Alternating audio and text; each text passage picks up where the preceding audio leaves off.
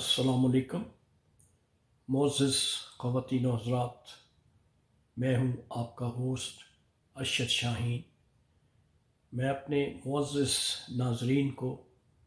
Canada से खुशामदीद कहता हूँ। मुअज़्ज़िज़ नाज़रीन, इस वक्त आप देख रहे हैं मेरा चैनल आप और हम शाहीन और उज़ैर के साथ। नाज़रीन, जैसा कि आपको मालूम है कि पाकिस्तान में जो मौजूदा पॉलिटिकल सिनेरियो बना हुआ है और मज़ीद जो आगे बनने जा रहा है, उसके बारे में कुछ पिछली वीडियो में मैंने आपको हालात के बारे में बताया था। आज जो है, जो लेटेस्ट सूरत हाल पाकिस्तान में पॉलिटिकल चल रही है, उसके बारे में जो पेश रफ्त है वो मैं आपको बताऊंगा। नाज़रीन, जैसा कि आपको मालूम है कि prime minister of Pakistan Imran Khan एक तरफ जो है वो अदम एतमाद की जो मोशन उनके ख़िलाफ़ पेश की जा चुकी है, वो उसका तदारुक करने के लिए मुख्तलिफ़ जगहों पे अपने जो जलसे हैं वो कर रहे हैं, ताकि अगर अपोजिशन ये समझती है कि मौजूदा प्राइम मिनिस्टर इमरान खान जो है वो राइट पे नहीं है और पब्लिक उनके साथ नहीं है,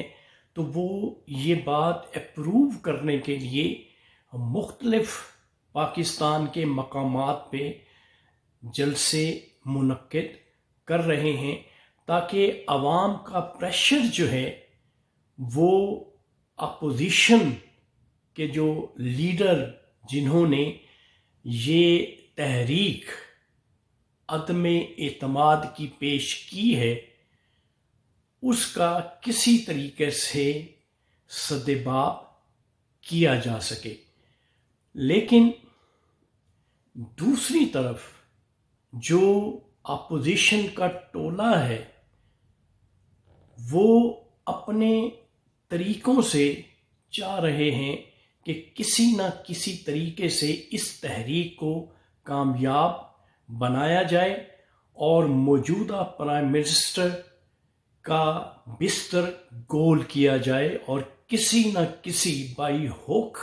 और बाई क्रोक मौजूदा प्राइम मिनिस्टर को टॉपल किया जाए या उसकी हुकूमत को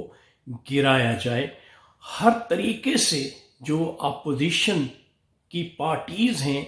वो अपना टिल लगा रही हैं, पूरी कोशिश कर रही हैं कि किसी न किसी तरीके से इस हुकूमत को, इस प्राइम मिनिस्टर को घर भेजा जाए।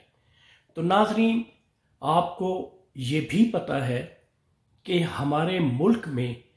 जो सबसे स्ट्रॉन्ग इंस्टीट्यूशंस है वो है एस्टैब्लिशमेंट एक ऐसी पावर है, एक ऐसी ताकत है, एक ऐसा ताकत का सचश्मा है जो मुल्क को अंदरूनी तौर पर और बहरूनी तौर पर तहफ़्फ़ुज़ फराम करता है, और ये उसकी ज़िम्मेदारी है कि वो बाहर के हालात भी देखे और मुल्क के जो अंदर के हालात हैं उनको भी कंट्रोल में रखे। तो जो रिपोर्ट्स मुझे पता चला है कि एस्टैब्लिशमेंट को कुछ शायबा होना शुरू हो गया है कि जो अपोजिशन के लीडर हैं वो कुछ ऐसी हरकत कर रहे हैं जिसे हम कहते हैं हॉर्स ट्रेडिंग। गो के अब ये कानून बन चुका है कि आप इतनी आसानी से हुकूमत के या हिज़्ब इक़्तिदार के लोगों को आसानी से तोड़ نہیں سکتے، لیکن اس کے باوجود یہ سلسلہ جاری و ساری ہے۔ اس کی ایک مثال، ایک جھلک جو ہے وہ پچھلے دنوں جو پارلیمنٹ لاجز میں ہوا، جو دنگا مشتی ہوئی، جو جھگڑا ہوا، جو لڑائی ہوئی، جو فساد وہاں پہ برپا ہوا، اس سے یوں لگتا ہے کہ کہیں نہ کہیں کوئی خرابی ضرور ہے۔ ناظرین، جب تک باقاعدہ طور پر نو کانفیڈنس موشن پہ ووٹنگ نہیں ہو جاتی، یہ سلسلہ پاکستان میں اسی طرح سے چلتا رہے گا، کیونکہ جو پرائم منسٹر ہیں وہ ایبیوسو لینگویج استعمال کر رہے ہیں اپوزیشن کے بارے میں، اور جو اپوزیشن ہیں وہ ریٹیلیٹ کرتے ہوئے پرائم منسٹر کے بارے میں مختلف قسم کی جو لینگویجز ہیں، جسے آپ کہتے ہیں ایبیوسو لینگویج، وہ بھی استعمال کر رہے ہیں۔ لیکن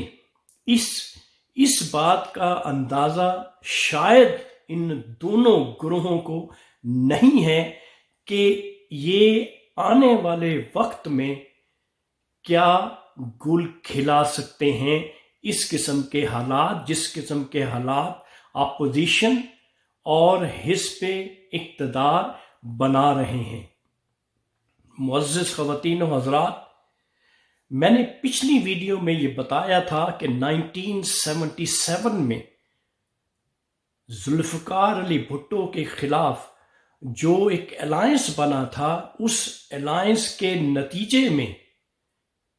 نہ حکومت قائم رہ سکی تھی،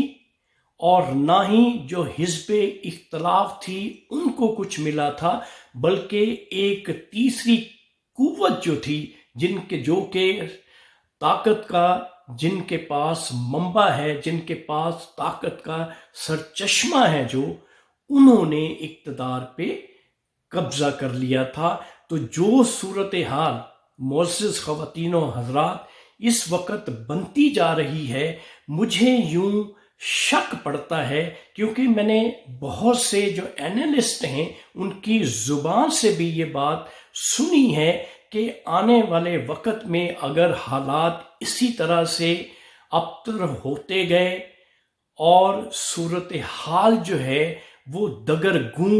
ہوتی گئی، اور ملک کے کیونکہ بیرونی صورتحال بھی پاکستان کی کوئی اتنی اچھی نہیں ہے، جیسے چند روز کی بات ہے انڈیا نے ایک میزائل کہیں پاکستان کی حدود میں پھینکا ہے، گو کہ وہ اسے ایکسیپٹ نہیں کر رہے، وہ یہ بات کہتے ہیں کہ غلطی سے ہوا، حالانکہ ایسا نہیں ہو سکتا۔ اندرونی خلفشار بھی ہے اور بیرونی خلفشار بھی موجود ہے، تو ایسی صورت میں ہمارے ملک میں کچھ بھی ہو سکتا ہے۔ اگر حزب اختلاف اور حزب اقتدار کے جو لوگ ہیں اسی طرح سے گتم گتا ہوتے رہیں گے تو ملک میں کچھ بھی ہو سکتا ہے۔ میرا کہنے کا مطلب یہ ہے کہ یہ بعید نہیں ہے کہ 1977 کی جو تاریخ ہے وہ ریوائیو ہو سکتی ہے، اور ملک میں ماشاء اللہ لگ سکتا ہے اگر یہ اسی طرح سے آپس میں گتم گتا ہوتے رہے۔ تو ناظرین، یہ تھی آج کی جو اب تک کی صورتحال تھی پولیٹیکل پاکستان میں، وہ میں نے آپ کو بتائی ہے۔ اور یہاں پہ جاتے جاتے یہ بات بھی میں آپ کے گوش گزار کر دوں کہ پچھلے دنوں عمران خان جو پرائم منسٹر آف پاکستان ہیں، انہوں نے P A F, Pakistan air force اور چائنا نے مل کر ایک ایئر کرافٹ بنایا ہے جو کہ ایک ایسا توڑ ہے، جو کہ رفال جو انڈیا کے پاس ایک ایئر کرافٹ ہے اس کا یہ توڑ ہے۔ تو اس کی جو افتتاحی تقریب تھی اس میں بھی جناب محترم प्राइम मिनिस्टर साहब मौजूद थे